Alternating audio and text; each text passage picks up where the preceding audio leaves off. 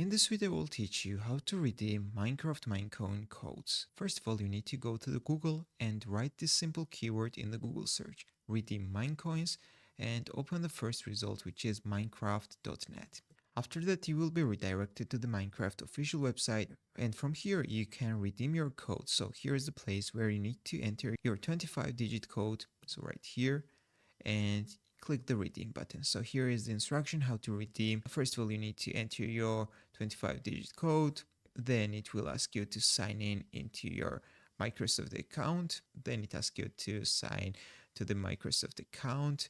After that, you need to confirm to apply the item to your account, and then you can enjoy your item. So here, just write the code, click redeem, then sign in to your Microsoft account, apply, and get your prize. So that's how you can redeem codes on Minecraft. If this video was helpful for you, don't forget to click the like button and don't forget to subscribe.